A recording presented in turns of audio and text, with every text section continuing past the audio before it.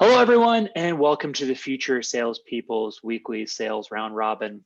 This week, Alex Guest and I are here to talk to you about the top 3 ways that sales reps waste their time. Alex, how are you feeling today? I think it's the number one thing that you hear on sales teams, particularly across the management and the leadership structure in meetings. Where they're wasting their time. I often think that those meetings tend to start in the realm of they're on Facebook, they're spending too much time in their Instagrams, and it's really put on the rep, where in reality, I think there are a number of underlying issues that can be solved at the leadership level to enable your team for success. And then if they're still wasting time on Facebook and Instagram, you should probably put them on a PIP. I'm sorry, I didn't hear anything you were saying. I was too busy on Facebook and Instagram right now. Perfect. Terrible. No, and this is really, I think, related for many of our viewers out there today. And this is something that everybody's looking for, is like, how do I gain efficiencies? How do I do better? And I think that's a recurring theme of the Future Salespeople viewership. And a really interesting statistic from Zant is really that sellers really only spend about a third of their time actually selling, just a little bit more than that.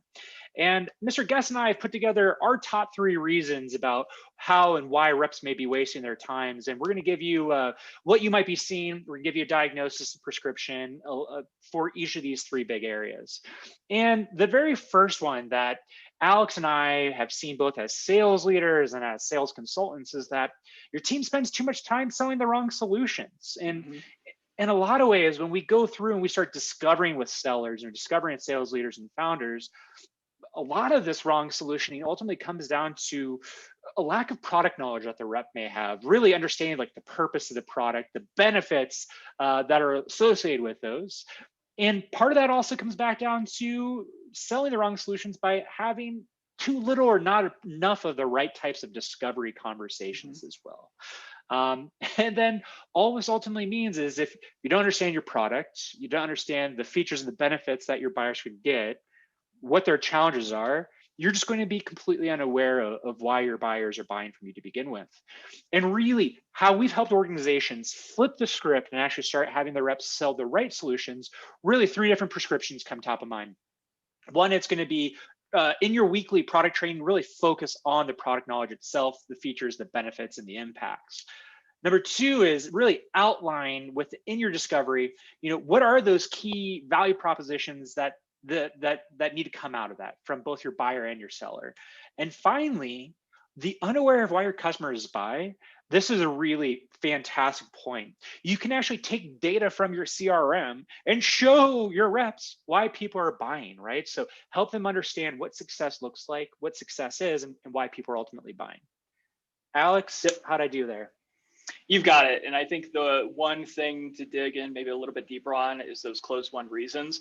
I always like to gate a rep's commission or what they would earn on a deal behind the adequate closing of an opportunity. So when they're closing that opportunity, not only should they be setting up the rest of the organization, your customer success managers for success, but they need to put in an adequate closed-won reason in there. Why did this person buy? It shouldn't just be because we were the cheapest, the fastest.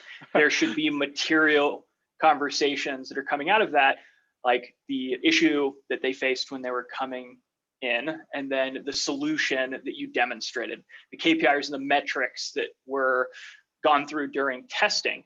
That's going to help not only that person sell better the next time they encounter that same issue and the same solution, but also the rest of your team.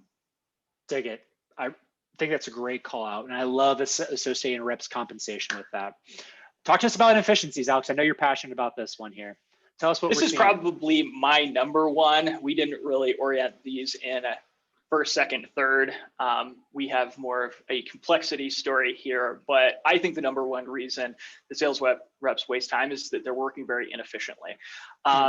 I see this when reps are exceeding activity metrics, but they're not seeing the same output or a correlate in the results through those efforts.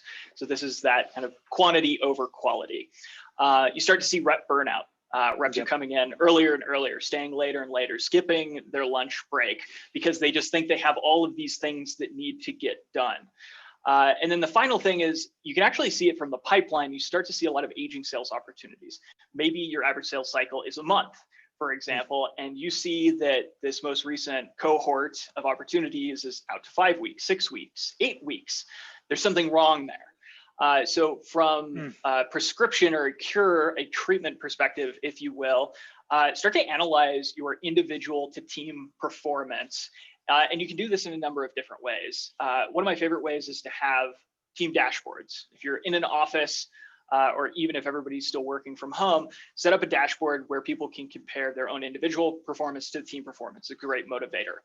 They might not understand the underlying activities or reasons that they're not seeing the same success. So go through them in your one-on-ones, go through them in your weekly team trainings as a group and brainstorm why that may be. And it can also help you hone in the outliers. If there's somebody that's a top performer, maybe better discovering and understanding the reasons for that and applying it to the team in a training session could be beneficial for all parties. Run a training on time blocking. So if your people are coming in way too early, staying way too late, and they feel like they just don't have enough time to do all these things, have them do time blocking of similar activities. So if they're going to make all of their calls to their existing pipeline, do that at a specific time in the morning. If they're going to do their prospecting, have them do that on a specific afternoon. It takes a lot of time, energy, and thought process to shift gears in between a day. So make sure that you're doing like tasks in similar times, and there's dedicated times for it. So they're not getting interrupted by meetings or unexpected calls. And then finally, as it relates to the sales cycle going too long, map your qualification criteria to your average sales cycle. Maybe you do it down to the stages, but at least if you say, hey, our average sales cycle is a month, and we either qualify or disqualify opportunities by this point, it'll help your team understand what questions they should be asking and whether or not they should really disqualify that opportunity earlier than they are, and they're not just holding on to those closed, lost deals in their pipeline. What do you think, Andrew? I miss anything here? No, and I really like the last one too, the aging sales opportunities, right? And I love your point that you make there too. Aging sales opportunities creates inefficiencies for the whole organization, not just the rep too, though. And so it's one of those things that I know you're very passionate about the inefficiencies here, but if you can actually map that aging criteria to your average sales cycle or your qualification criteria to average sales cycles, you're going to free up time in pipeline reviews, leadership time, leadership investment, and also just rep day to day. So I really appreciate that. So on to the next, Mr. Guest. Yeah, and trying to be respectful of everybody's time. We'll move through this one quickly, but your team selling to the wrong opportunities. This is a huge waste of time. And we think they come in 3 similar flavors that we can all relate into somewhat of a hunting analogy. So there's elephant hunting. This is when you have sales reps that are selling opportunities that are way too big, that are going to take way too long and have a low chance of closing. And they do it because they know that those dollars are going to come out on their paycheck. They get to say, I sold brand name X. And that's great for their family and their friends and their peers, and they get excited about it. But if it's not driving material pipeline performance, then they probably shouldn't be doing it at all. Rabbit chasing is almost the opposite of that, where it's these smaller opportunities, or maybe these buyers that are easier to get on the phone. Because they're not seeing the success in their pipeline elsewhere, they're going to a small opportunity that's unlikely to close. And even if it does, it might not drive a whole lot of their success criteria because they need the success. They want to talk to somebody. They want to see an improvement in their own personal metrics. And then finally, they're fishing expeditions. And this is just when people are hunting for a land mammal of some size, but they're going out on a boat and trying to get fish. It's an opportunity that's not qualified in the first place, and they're doing it for the sake of doing it. And this is, as a manager, when you hear, I understand that it's not our ideal customer profile, but we could help. It seems like they want to keep talking. Yeah, some of these might play out, but at the end of the day, it's probably wasting more time than driving success.